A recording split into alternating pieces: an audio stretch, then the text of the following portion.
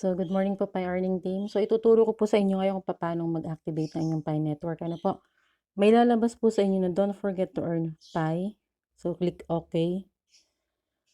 Tapos po sa harap niyan, may nakalagay pong ganito, 0 Pi per hour. Ibig sabihin po, stop po yung pagmamining nyo. Paano nyo malalaman yon? Tingnan nyo po yung 9,285.7724 Pi sa loob. Pansinin nyo, hindi po siya nagmamining, di po ba? 7724 po yung dulo. So, i-click nyo po yung 0 Pi per hour para ma-activate. Tapos po, i-click nyo po yung mine. Sa iba po, meron pong dismiss. I-click nyo po yung dismiss. Tapos, pagka naman po sa iba, i-click nyo po itong mine.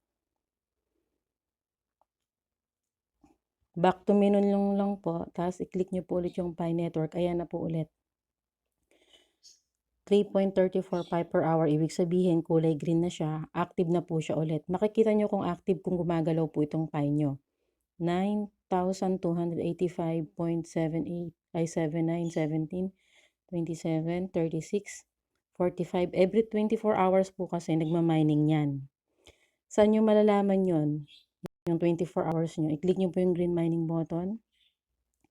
Sa tapat ng Pioneer, meron pong 0.10 Pi per hour. Sa baba, andito po yung remaining hours nyo para makapag-mining. So, 24 hours, 03 minutes, 8, 7, 6 remaining seconds po ako. Kaya bukas, 9:53 a.m. Saudi time, i-alarm ko po ito. Mag-alarm po kayo. So, i-alarm nyo. Ito po siya. 9. Pagka po kasi dito sa Saudi, busy kaya medyo na-late ako ng konti. 9:53. Sabihin mo ng 9:54 a.m. So, i-alarm nyo siya. So, ganun lang po. Tapos, balik kayo dito. Paano nyo nalalaman 4 Pi per hour? Diba itong nasa harap? So, dito po yun. I-click nyo yung green mining button. Ang Pioneer ko is 0.10 Pi per hour. Ayun na, nag-alarm na siya.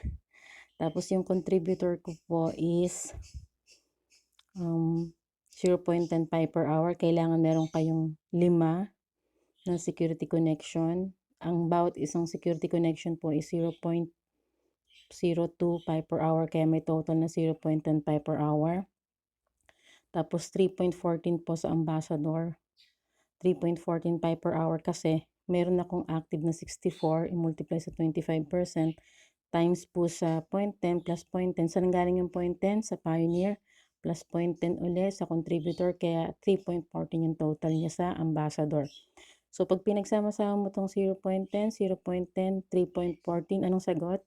3.34 Pi per hour. So, ganun po yun. Kaya kung mag-isa ka lang, meron ka ng 6 Pi per hour.